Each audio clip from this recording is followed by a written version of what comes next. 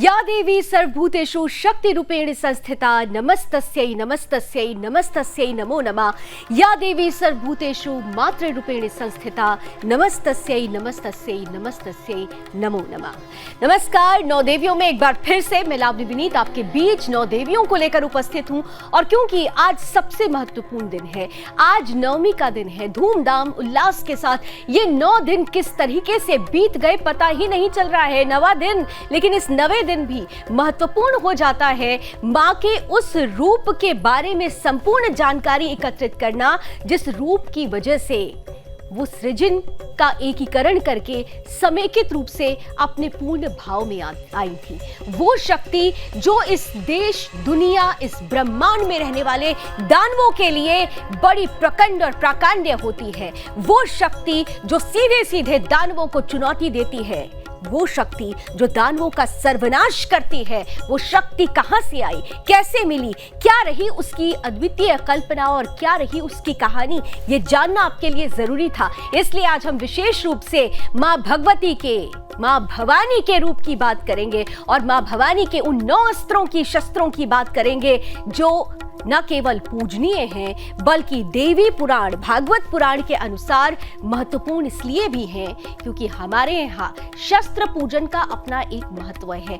महत्व इसलिए हर एक शस्त्र, हर एक ईश्वर का वरदान है। वो वरदान किस तरीके से हमारे लिए आज भी इस धरती पर उपस्थित है, मां शक्ति के रूप में, वो अस्त्र शस्त्र कैसे हमें आज भी वही सुरक्षा प्रदान करते हैं, विस्तार रूप से 9 देवियां आपके सामने आज वो कहानी रखेंगी। लेकिन आइए, क्योंकि कहानी बड़ी होने वाली है, इसलिए आज के मुद्दे को, आज की रिपोर्ट को आपको सामने रखना जरूरी होता है।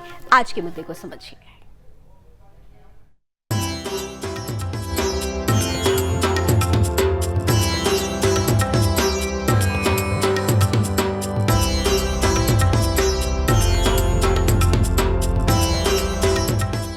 शारदीय नवरात्रि का आज अंतिम दिन है और इस दिन मां दुर्गा की नवी शक्ति सिद्धदात्री देवी की पूरे विधि विधान के साथ पूजा अर्चना की जाती है। मां दुर्गा के सिद्ध और मोक्ष देने वाले स्वरूप को मां सिद्धदात्री कहा जाता है। इनकी पूजा करने से सभी कार्य सिद्ध होते हैं और मोक्ष की प्राप्ति होती है। धार्मिक ग्रंथों में उल्लेख है कि मां सभी प्रकार की सिद्धियों को देने वाली है। देवी पुराण के अनुसार भगवान शिव ने इनकी कृपा से ही इन सिद्धियों को प्राप्त किया था। इन्हीं देवी की कृपा से भगवान भोलेनाथ का आधा शरीर देवी का हुआ था। ये देवी भगवान विष्णु की प्रियतमा लक्ष्मी के समान कमल के आसन पर विराजमान है। मां के हाथों में चक्र, तलवार, धनुष बाण, त्रिशूल, शंख, भाला, गदा, फर्श है। मां इससे दुष्टों का संहार करती है और भक्तों की रक्षा करती है। साथ ही माता इन अस्त्र शस्त्रों और अपने वस्त्र परिधानों से संसार को कुछ संदेश भी देती है। माता के हर सत्र की अलग कहानियां हैं, अलग अलग शक्तियां हैं। आज इन्हीं शक्तियों के बारे में जाने सत्रधारक 9 देवियों के साथ।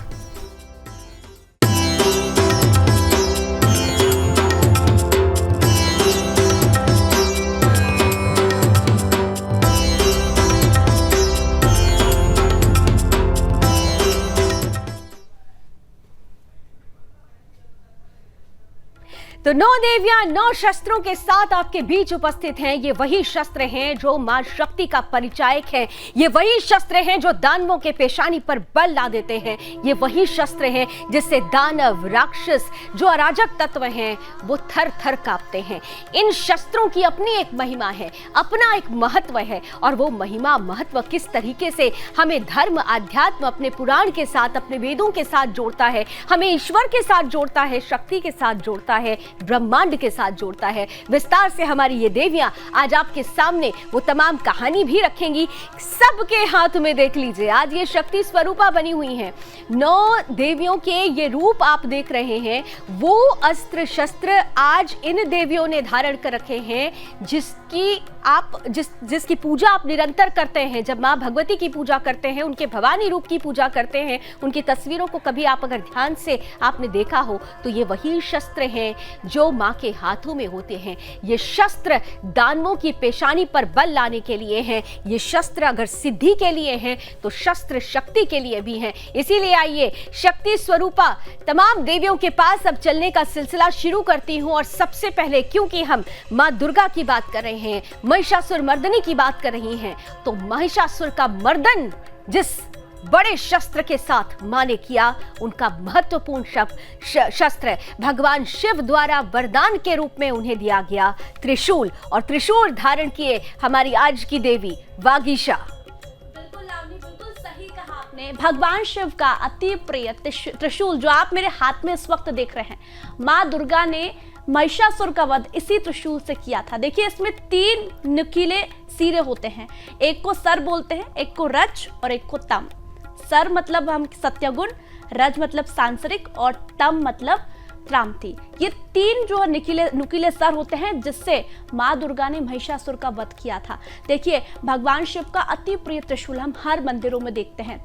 सोने चांदी, यदि इसकी बात करें तो सोने चांदी और पीतल का एक त्रिशूल होता है जो हर मंदिरों में हमें भगवान शिव के पास दिखाई देता है।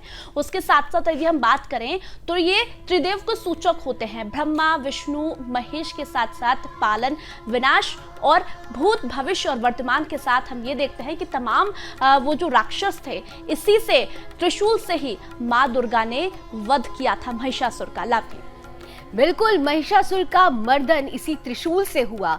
और जब महिषासुर का आतंक इस पृथ्वी पर बढ़ गया, इस भूलोक पर बढ़ गया, तो सीधे तौर पर हमारे प्रभुओं ने ये ठान लिया था कि जरूरी है एक ऐसी शक्ति का सृजन करना जो ना केवल महिषासुर का मर्दन करे बल्कि आने वाले वक्त में एक आदर्श भी प्रस्तुत करे, नारी का वो रूप सामने रखे जिसमें संपूर्णता केवल नारीत्व के समर्पण, त्याग, सौम्यता से नहीं बल्कि शक्ति से भी हो। और जब हम शक्ति की बात करते हैं, भगवान शिव का त्रिशूल केवल मां के हाथ में नहीं है बल्कि भगवान विष्णु का चक्र भी उनके हाथों में है। और चक्र धारण किए हुए हमारी आज की देवी स्नेहल हमारे साथ जुड़ चुकी हैं। स्नेहल, चक्र की महिमा अपरंपार।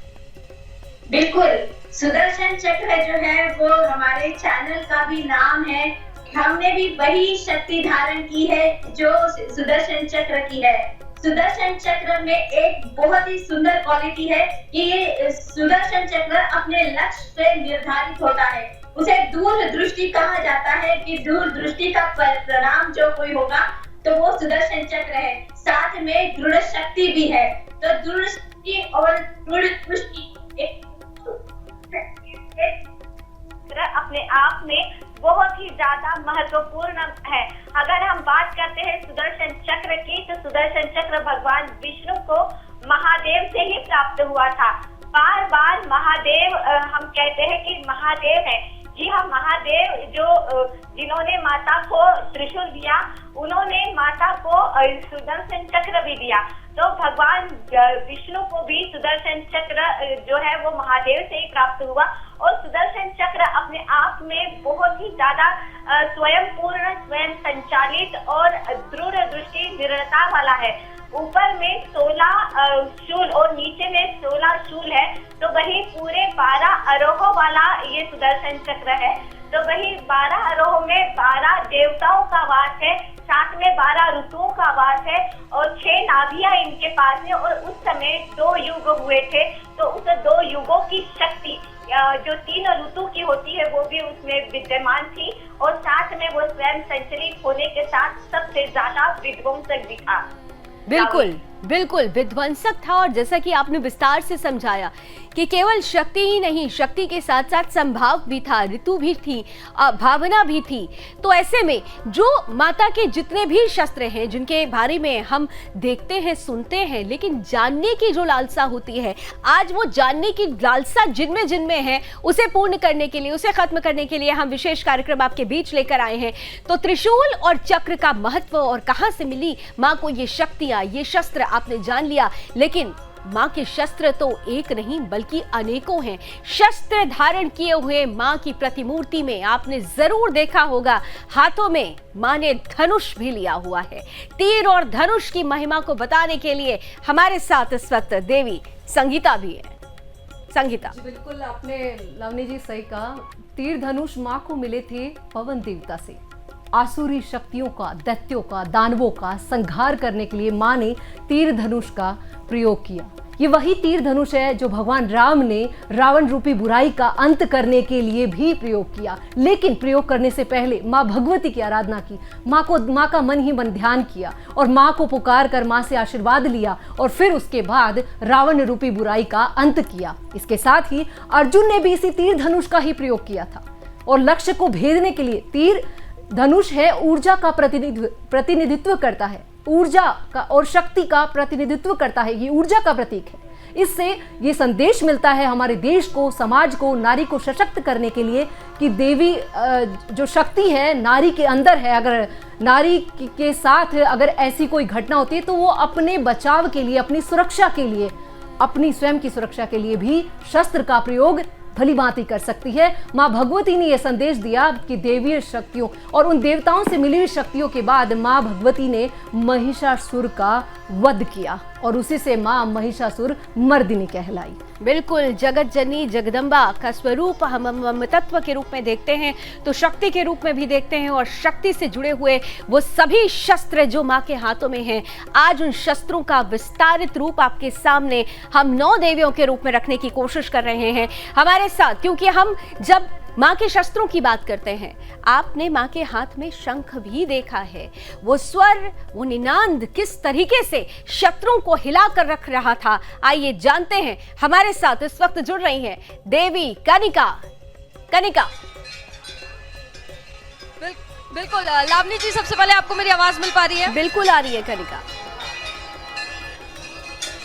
आपकी भी आवाज आ रही है और घंटा घड़ियालों की आवाज भी आ रही है। देना चाहूंगी। बिल्कुल आवाज मिल पा रही है मुझे। देखिए, इस वक्त मैं मध्य प्रदेश में चूंकि मौजूद हूँ और यहाँ पर आज देखा जा रहा है नवमी का पर्व बेहद ही धूमधाम से मनाया जा रहा है। और जैसा कि आपने शंख की बात की, तो जैसा कि कहा जाता है कि सनातन धर्म में अगर हम बात करें तो कोई भी पूजा हो वो बिना शंख के अधूरी होती है। शंख की तो ध्वनि होती है, वो काफी ज्यादा पॉजिटिविटी फैलाती है, हमारे अंदर से नकारात्मकता को दूर करती है। तो ऐसे में शंख का बेहद महत्व है और ऐसा कहा भी जाता है कि विष्णु जी का काफी खास माना जाता है शंख।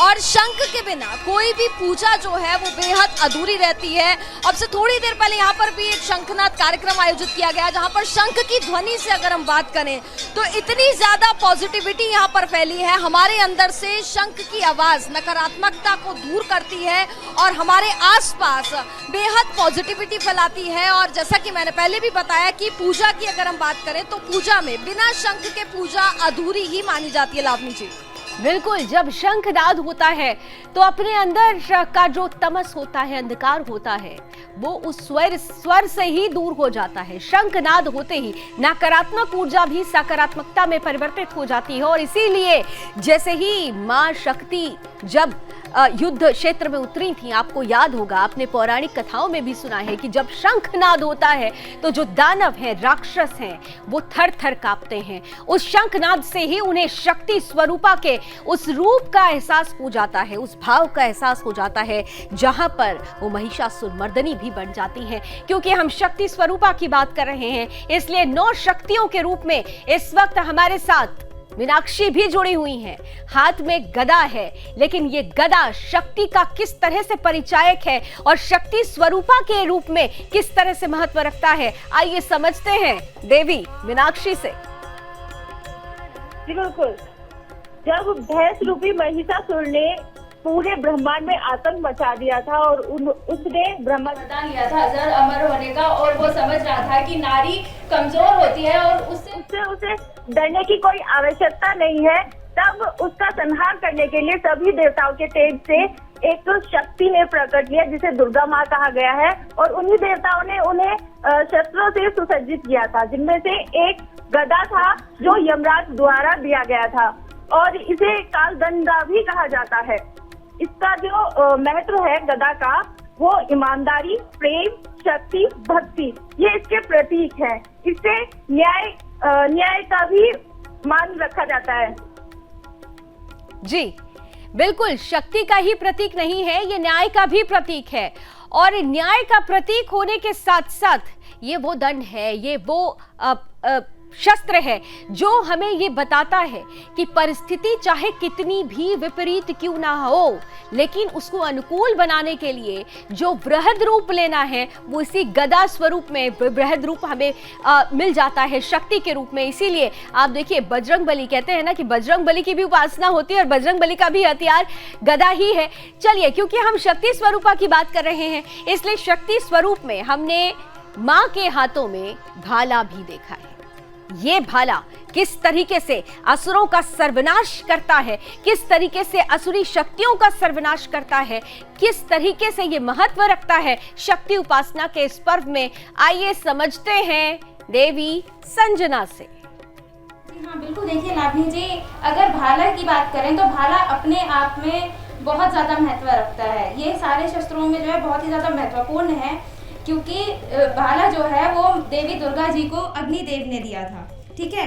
और अगर हम बात करें भाले के महत्व की, तो भाला जो है वो अपने आप में शुभता का प्रतीक है। शुभता का ही प्रतीक नहीं, इसे जिस तरीके से मतलब भाला अग्निदेव की तरफ से माता को उपहार में दिया गया था, तो अगर देखा जाए तो ये अपने आप में उग्र शक्ति का भी प्रतीक है, ठीक है, क्योंकि अग्नि जी जो है वो भी उग्र शक्ति का ही प्रतिनिधित्व करते हैं। जी, उग्रता, और उग्रता किनके लिए? असुरों के लिए। असुरों के लिए उग्रता उस दानवी शक्तियों के लिए जो इस धरती पर नकारात्मक ऊर्जा उपस्थित कर रही थी, जिनकी वजह से इस धरती पर जो खूबसूरती थी, जो मानवता थी, वो पूरी तरह से खत्म हो रही थी। इसलिए ऐसे दानवों का सर्वनाश करना जरूरी था, लेकिन उनके सर्वनाश के लिए एक ऐसी शक्ति को सामने रखने की जरूरत थी जिसमें समेकित रूप से सभी देवताओं की शक्तियां हो। और जब सभी देवताओं की शक्ति की बात आई तो हर एक देवता ने किस तरीके से मां के स्वरूप में, शक्ति के रूप में अपने शस्त्रों को वरदान के रूप में दिया, आज हम उसी की महिमा, उसी का विस्तारित रूप आपके सामने इस कार्यक्रम के माध्यम से रख रहे हैं। महत्वपूर्ण हो जाता है जब मां के हाथ में हम तलवार देखते हैं, और तलवार तो आज हम कई पीढ़ियों से देखते आ रहे हैं। आपने अक्सर जब हम वीरों की भूमि की बात करते हैं, आपने सुना होगा, देखा होगा, खुद हमारे यहाँ छत्रपति महाराज शिवाजी, जय भवानी जय शिवाजी इसीलिए होता था क्योंकि उन्होंने भवानी का ही वो शस्त्र धारण किया और वो शक्ति धारण की। निरंतर उन्होंने उसी को ही आदर्श मानकर युद्ध क्षेत्र में वो उतरे और विजय और हिंदवी स्वराज की उन्होंने स्थापना की, आधार रखी। लेकिन इस तलवार से शक्ति किस तरह से मां से जुड़ती है और मां की ये शक्ति कहां से आई, क्या महिमा है, आइए जानते हैं देवी वैष्णवी से। जी लावनी जी, ये तलवार जिसकी चमक और नोक से चंड मुंड का दुर्गा माँ ने संहार किया था, उनकी नोक पे, तलवार की नोक पे उनका सर कलम किया था और नींद दे दी थी उनको। ये तलवार गणेश जी ने उनको भेंट स्वरूप दी थी, जो कि समझदारी और ज्ञान का प्रतीक होती है। इस तलवार की नोक से सिर्फ देवी माता ने ये दिखाया कि हम सभी दानवों का इससे सर्वनाश कर सकते हैं, और उसी को ही फिर हमारे महावीरों, जैसे कि लावनी मैम आपने बोला कि महाराज शिवाजी और पृथ्वीराज चौहान जैसे महायोद्धाओं ने सर्वनाश किया था। खुद रानी लक्ष्मीबाई ने भी इसकी तलवार की नोक पर अंग्रेजों को धूल चटाई थी। इसलिए इस तलवार का बहुत ही महत्व है, जो कि हम आज भी अपने दानवों को मारने के लिए तलवार का प्रयोग कर सकते हैं। तलवार की हम पूजा भी करते हैं। बिल्कुल आपने सही कहा, शस्त्र पूजन करते हैं तो तलवार की पूजा की जाती है। और जब हम आज भी हमारे देश में कई ऐसे राज्य हैं जहां पर विशेष रूप से तलवार जो उनके वंशजों ने उनको दे रखी है, चाहे हम महाराष्ट्र की बात कर लें या फिर हम राजस्थान की बात कर लें या हम गुजरात की बात कर लें, कई ऐसे क्षेत्र हैं। हर राज्य में कहीं ना कहीं आप ये जरूर पाएंगे कि पौराणिक कथाओं से जुड़ी हुई, पौराणिक परंपराओं से जुड़ी हुई ये चमकती हुई तलवार उस घर में मौजूद है और शस्त्र पूजन के दिन जब उसकी उपासना होती है तो उसकी ऊष्मा से वो शक्ति मिलती है, जिससे तमाम नकारात्मकता को खत्म करने की भी ऊर्जा मिलती है। जब हम ऊर्जा की बात करते हैं तो ऊर्जावान माँ का जब रूप हम शक्ति स्वरूपा माँ की बात करते हैं तो उसमें ऊष्मा भी है, ऊर्जा भी है, वो ताकत भी है जो दानवों के लिए, राक्षसों के लिए, असुरों के लिए, उनके नाश के लिए आवश्यक थी। और जब सर्वनाश की विनाश की बात आती है तो फिर परशुराम का फरसा कैसे भूल सकते हैं। मां भवानी के हाथों में यह फरसा क्या महत्व रखता है, आइए जानते हैं देवी सोनाली से। जी लावनी जी, जिस तरीके से ये परशुराम जी का जो फारसा है ये कहीं ना कहीं विश्वकर्मा जी ने दिया था। चांद जैसा चमकता हुआ ये फारसा है, असुरों के वध करने के लिए दिया गया था। जिस समय दानव और जो देव थे उनका युद्ध हो रहा था, उस समय जब देव हार गए थे तो ये देवों के शरीर से जो कर्ण शक्ति निकली थी, उस शक्ति निकलने के बाद जो जितने भी भगवान थे वहाँ पे वो उन्होंने जितनी जो माँ दुर्गा थी उन्हें अपनी एक एक शक्ति प्रदान की थी, जिसमें विश्वकर्मा जी ने फरसा को माँ को प्रदान किया था असुरों के नाश करने के लिए। असुरों का नाश करने के लिए। अब देखिए, मां शक्ति स्वरूपा के सभी शस्त्रों की कहानी, उसके विस्तार, उसके महत्व को इन देवियों के माध्यम से आपने सुन लिया, जान लिया। लेकिन महत्वपूर्ण हो जाता है कि आज आप सभी जब हम नवमी, महानवमी मना रहे हो, देश में नारी शक्ति की उपासना हो रही हो, जब देश में महानवमी की धूम हो, तो आप सभी के मन में ये शस्त्र और अस्त्र जो आज आप लोगों के हाथ में है, बागीशा आपके साथ शुरुआत करना चाहती हूँ। शक्ति का परिचायक है ये शस्त्र। आज इस शस्त्र को अपने हाथों में लेकर आप सभी के मन में क्या महसूस कर रहे हैं आप? वो शक्ति आपको मिल रही है, क्योंकि कहते हैं ना कि माँ भगवती के शस्त्र को स्पर्श मात्र से ही आपके अंदर की तमाम नकारात्मकता यूं चली जाती है। कैसा महसूस हो रहा है? एक अलग ही अनुभूति हो रही है। 9 दिन से हम माँ दुर्गा का एक पर्व मना रहे हैं। आज आखिरी दिन है, नवमी का दिन है और आज हम तमाम 9 देवियां माँ दुर्गा के शस्त्र लेकर खड़ी हुई हैं। लेकिन लावनी में जिस तरह से बता रही थी कि 3 नुकीले जो कि गुण होते हैं, सर, तम और रज, इन्हीं नुकीले सिरों से माँ दुर्गा ने उस महिषासुर, उस दानव का वध किया था। लेकिन और भी कुछ बताना चाहूंगी। देखिए, जिस तरह से भगवान शिव का ये अति प्रेम वाला ये जो शस्त्र है माँ दुर्गा को उन्होंने दिया था महिषासुर का वध करने के लिए, लेकिन भगवान गणेश का जो सर अलग किया था वो इसी त्रिशूल से भगवान शिव ने अलग किया था। देखिए, अभी ये तांबे का है, लेकिन सोने, चांदी और तांबे तीनों का ये त्रिशूल होता है। इसे बांस पर या फिर किसी लकड़ी पर खड़ा किया जाता है। भगवान शिव के इसी त्रिशूल से गणेश जी के नए स्वरूप का भी सृजन हुआ था। बिल्कुल, ये बहुत आवश्यक, ये भी महत्वपूर्ण था बताना। अच्छा, और अनुभूति की हम बात करें तो हम बहुत बार लावनी फिल्मों की सीन में देखते हैं कि जब मंदिर में कोई सीन होता है, जब किसी दानव को, किसी देवी का वध करना होता है, तो सबसे पहले उस देवी को त्रिशूल याद आता है। सबसे पहले त्रिशूल वो शक्तिशाली है जिससे वो देवी बहुत आसानी से माँ दुर्गा के हाथ में से निकालकर उस दानव का वध करती है। तो ये मुझे आज अनुभूति हुई कि हम सबसे पहले त्रिशूल से ही किसी दानव का वध कर सकते हैं, क्योंकि बहुत शक्तिशाली है ये त्रिशूल। तो आप लोगों को किसी भी दानव का यदि वध करना है तो इस त्रिशूल का उपयोग जरूर कीजिए। अब वध करने की आप बात कर रही हैं, बहुत सारे लोगों को लगेगा कि हम दरअसल ये वध करना, दरअसल यहाँ जो कार्यक्रम देख रहे हैं लोग, उनको ये समझ लेना चाहिए कि हमारे हिंदू धर्म में शस्त्र पूजन अनिवार्य है और शस्त्र पूजन विजयदशमी के दिन हम करेंगे, मिलकर करेंगे। शस्त्रों की महिमा हमें जाननी जरूरी है। वध करने के लिए शस्त्र निकालना गलत नहीं है। अगर आप आत्मरक्षा में शस्त्र उठाना पड़े तो गलत नहीं है, ये हमारे पुराणों में भी लिखा है। लेकिन अगर आप डायरेक्ट कहेंगी तो बहुत सारे सवाल खड़े हो जाएंगे। लेकिन हाँ, आज जब वो शस्त्र आप लोगों के हाथ में है, आप लोगों की अनुभूति में समझना और जानना चाह रही हूँ।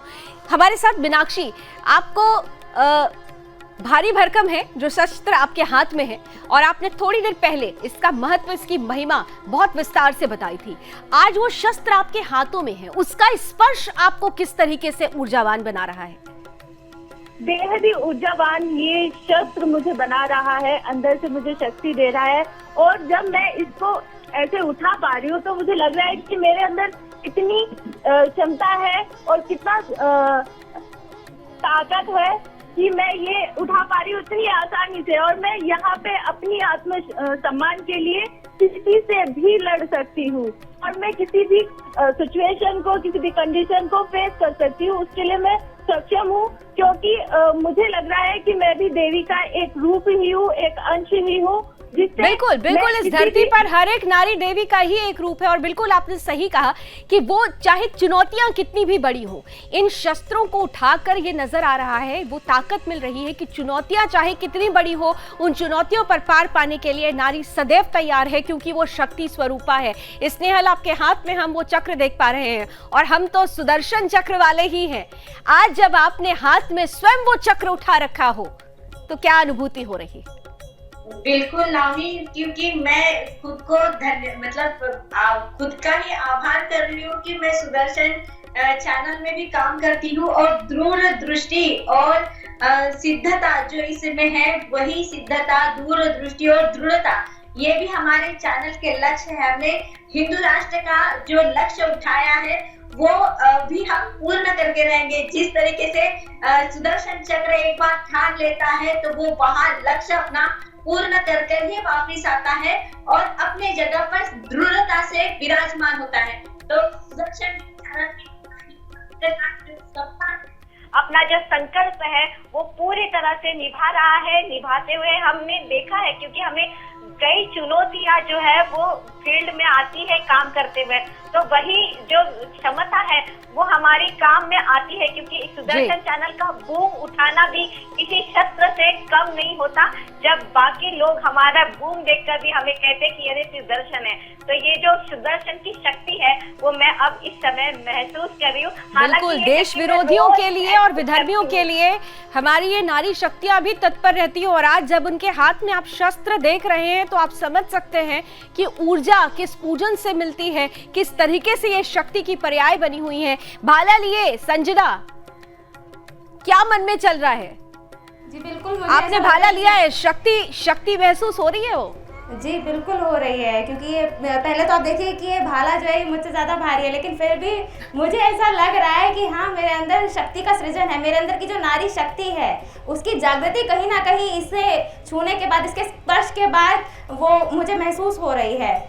क्योंकि माता के हाथों में जो ये भाला है वो भी कहीं ना कहीं नारी शक्ति का ही प्रतीक है। वो मेरे को दिखा रहा है कहीं ना कहीं कि हाँ, मुझमें भी एक नारी शक्ति है, मुझे भी गलत का सामना करने के लिए, चुनौतियों का सामना करने के लिए शक्ति स्वरूपा बनकर तमाम नारियां तैयार हैं। और जब हम नारीत्व की बात करते हैं, शक्ति की बात करते हैं, तो अभी थोड़ी देर पहले वैष्णवी आपने भी बताया, आपने महारानी झांसी का जिक्र किया, झांसी की रानी, जिन्होंने सीधे तौर पर अंग्रेजों को, विधर्मियों को उनके दांत खट्टे किए, उनको याद दिला दिया कि देखिए ये वो शक्ति है। और इस शक्ति का आधार कहां से जुड़ता है? मां दुर्गा से जुड़ता है। दुर्गा रूप उन्होंने लिया। आज आपके हाथ में वही तलवार है, वही शमशीर है। किस तरीके से आपको शक्ति मिल रही है? क्या मुझे शक्ति मिल रही है? मैं इतना प्राउड फील कर रही हूँ कि मैं खुद एक क्षत्राणी और मैंने ये तलवार पकड़ी हुई है। अपनी आत्मरक्षा के लिए इस तलवार का बिल्कुल उपयोग करना चाहिए, क्योंकि जब जैसे देवी माँ के ऊपर विपदा आई थी तो उन्होंने भी चंड मुंड का ये इसकी चमक से और इसकी जो नोक है उससे उनका सर्वनाश किया था। उसी तरीके से हर एक नारी को अपने आत्मरक्षा के लिए, अपने लिए इसका जरूर उपयोग करना चाहिए। बिल्कुल, आत्मरक्षा की जब बात आती है तो आत्मरक्षा की हम बात कर रहे हैं, लेकिन कनिका आपके हाथ में शंख है, शंखनाद होता है। चाहे हम युद्ध क्षेत्र की बात करें, चाहे हम पूजा पद्धतियों की शुरुआत की बात करें, जो भी प्रथम होता है, प्रथम पूजनीय अगर भगवान गणपति हैं तो प्रथम शंखनाद भी है और ये पूजनीय है। ये ध्वनि आज आपके हाथ में वही ध्वनि वादक है, वही शंख है। किस तरीके से आप अपने आप को इसे हाथ में लेकर ऊर्जावान महसूस कर रही है? क्या महसूस हो रहा है आपको? बिल्कुल लावनी जी, जैसा कि आप देख पा रहे हैं, देखिए शंख दिखने में होता तो बहुत छोटा है, लेकिन इसकी ध्वनि, इसकी आवाज जो है वो बहुत दूर तक जाती है और इतनी ज्यादा सकारात्मकता फैलाती है जिसका कोई जवाब नहीं। क्योंकि अब से थोड़ी देर पहले यहाँ पर शंखनाद हुआ,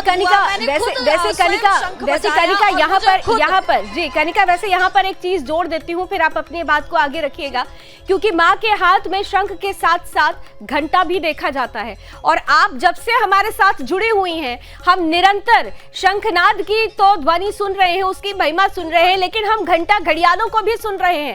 यानी किस तरह से नकारात्मक को संपूर्ण रूप से नकारात्मकता को दूर करती हैं ये ध्वनियां। आप दोनों ही स्वरूपों को लिए हुए अपने पास खड़ी हुई हैं। कानिका। बिल्कुल बिल्कुल लावनी जी, मैं खुद अपने आप में इतना ज्यादा पॉजिटिव, इतना ज्यादा सकारात्मकता मेरे पास देखने को महसूस कर रही हूँ। मैं देखिए तस्वीरें भी मैं चाहूंगी कि थोड़ी सी यहाँ की मैं दिखाऊं दर्शकों को। यहाँ मंदिर में भारी तादाद में भक्त पहुंचे हुए हैं, माता के दर्शन यहाँ पर कर रहे हैं। ये तस्वीरें आप देखिए, लंबी लंबी कतारें यहाँ पर देखने को मिल रही है। और पूरे नवरात्रि के समय में अगर हम बात करें तो ये भीड़ यहाँ पर देखने को मिलती है। सभी के हाथों में यहाँ पर शंख है। और देखिए घंटे की हम बात कर रहे थे, लगातार यहाँ पर घंटियां बज रही हैं। और ये घंटियां, आपको मैं एक और महत्वपूर्ण चीज यहाँ पर बता दूं कि दुर्गा चालीसा का पाठ यहाँ पर 1997 से कंटिन्यूसली चल रहा है, जो अभी तक नहीं रुका है। यानी कि आप समझ सकती हैं कि कितनी ज्यादा पॉजिटिविटी लावनी जी यहाँ पर है। बिल्कुल हम समझ सकते हैं, पॉजिटिविटी की बात हो रही है। तो चलिए, क्योंकि हमारे साथ संगीता और सोनाली भी है। संगीता, आपके हाथ में धनुष है, जल्दी से बता दीजिए, शक्ति मिल रही है, क्या महसूस कर रही हैं? बहुत ज्यादा शक्ति महसूस हो रही है, क्योंकि तीर धनुष का महत्व ही ऊर्जा है, ऊर्जा का परिचायक है, ये ऊर्जा का प्रतिनिधित्व करता है। अपने आप में एक अंदर से वो पॉजिटिव एनर्जी आ रही है। जो माँ शक्ति ने ये संदेश दिया कि तीर धनुष का प्रयोग उन्होंने महिषासुर का वध किया, क्योंकि देवताओं से जो उन्हें शस्त्र मिले उनमें से इन तीर धनुष का उन्होंने प्रयोग कल हम किया। दशमी भी मनाएंगे, विजयदशमी। रावण का भी वध इसी धनुष जी से हुआ, प्रभु श्री राम ने किया। तो इसकी महिमा अपरंपार है। फरसाल, ये सोनाली, आपके मन में कैसी अनुभूति, जल्दी से बता दीजिए।